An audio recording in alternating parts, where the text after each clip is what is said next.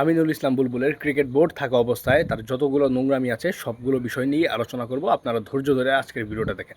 তো ফার্স্টে যদি তার নোংরামিটা নিয়ে আলোচনা করতে চাই, সেটা হচ্ছে বিপিএল ফিক্সিং। বিপিএল ফিক্সিংয়ের কারণে এনামুল হক বিজয়ের ব্যাপারে কোনো ক্লিয়ার এভিডেন্স না থাকার পরও কিন্তু এনামুল হক বিজয়কে বাদ দেওয়া হয়েছিল, সেটা আমার সমস্যা নেই। কিন্তু বিপিএল শেষ হওয়ার পরেই কিন্তু এইবারের বিপিএলে কিন্তু অনেক ফিক্সিং হয়েছে এবং ভয়াবহ ফিক্সিং হয়েছে। আপনার বলা যায় ঢাকা ক্যাপিটালস, নোয়াখালী এরা প্রতিটা ম্যাচই ফিক্সিং করেছে। তাদের যে কর্মকর্তারা ছিল বিসিবিতে, আমিনুল ইসলামের ঘনিষ্ঠ একজন লোক আপনার সে ফিক্সিং করেছে এবং রিয়াসাত আজিম সেটা রিপোর্ট করেছে, সেটা তদন্ত করেছে, একটা ক্রাইম নিউজ করেছিল সে বিপিএল নিয়ে। সেই নিউজটার পরও কিন্তু কোনো আলোচনা হয়নি এই আমিনুল ইসলাম বুলবুলের এগেনস্টে। সে কোনো স্টেপও নেয়নি তার কর্মকর্তার এগেনস্টে, যে বিপিএলে যে সে ফিক্সিং করেছে তার কথার কল রেকর্ড আপনারা এখনও দেখতে পারবেন। চাইলে আপনারা সার্চ করতে পারেন বিপিএল ফিক্সিং রিয়াসাত আজিম, সার্চ করলে আপনারা অবশ্যই সেই ভিডিওটা পাবেন, আপনারা ফুল ভিডিওটা দেখে আসতে পারেন। এটা হচ্ছে তার প্রথম নোংরামি, ফার্স্ট নোংরামি, ভয়াবহ যে নোংরামিটা ছিল প্রেসিডেন্ট হওয়ার পর কোনো শাস্তি দেয়নি তাদেরকে। এটা হচ্ছে তার প্রথম নোংরামি, সে বিপিএল ফিক্সিংয়ের কথা বলে বিপিএল ফিক্সিং হয়েছে এবং সে কোনো পদক্ষেপ নেয়নি।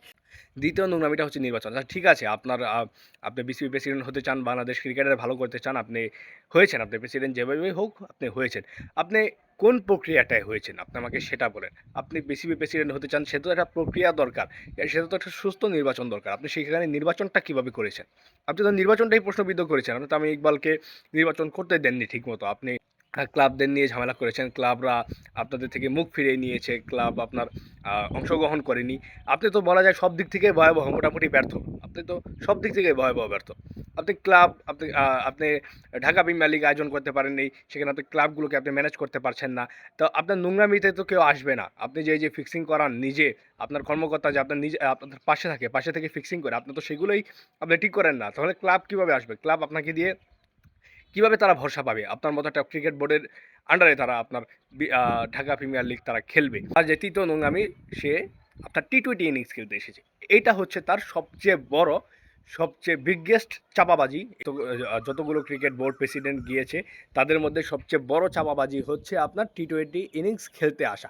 সে টি-টোয়েন্টি ইনিংস খেলতে এসেছে, তার ক্ষমতার লোভ নেই, সে চলে যাবে, আপনার অনেক কিছুই বলেছে। কিন্তু সে যখন চেয়ারে বসেছে তখন আর সেই ক্ষমতাটা সে ছাড়তে চায় না, সে সেখান থেকে উঠতে চায় না, সে টেস্ট খেলতে বসে গিয়েছে। তো আপনি টি-টোয়েন্টি ইনিংস খেলতে এসে আপনি কেন সেখানে টেস্ট খেলতে বসলেন? আপনি কেন চলে গেলেন না আপনার কাজ শেষ হওয়ার পর? আপনি নির্বাচনটাও করলেন প্রশ্নবিদ্ধ নির্বাচন। আপনি সাংবাদিকদের আপনি ঢুকতে দেন না। আপনার এগেইনস্টে আপনার অনেক ক্রাইমের রিপোর্ট রয়েছে। তো এইগুলো আপনি কেন করেছেন? আপনি ক্রিকেট বোর্ড থাকা অবস্থায়। আমাদের বাংলাদেশে আপনার ম্যাক্সিমাম মানুষই অন্ধ। তারা চায় ভিউজ। যেখানে ভিউজ বেশি তারা সেই টপিক নিয়েই ভিডিও বানাবে এবং সে যদি খারাপ হয় তাকে নিয়েই তারা কথা বলবে। তো কিছু ইউটিউবার যে অনুসারে নোংরা সিনপাতিতে আপনারা এতগুলো ভয়ঙ্কর জঘন্য কাজ করেছেন, সেটা তো আপনারা প্রায়শ্চিত্ত আপনাদের করতেই হবে। সেটা আপনি করেছেন। আপনাকে লাথি মেরে ক্রিকেট বোর্ড থেকে বের করে দেওয়া হয়েছে।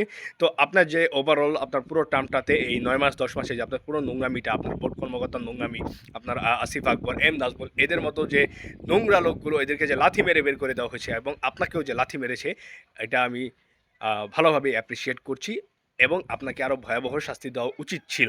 তো এই হচ্ছে টোটাল আলোচনা। আপনারা কি মনে করছেন? আমি কি কথাগুলো ভুল বলেছি? আপনারা দেখে আসতে পারেন নিউজগুলো। ভালো থাকবেন, সুস্থ থাকবেন। ধন্যবাদ সবাইকে।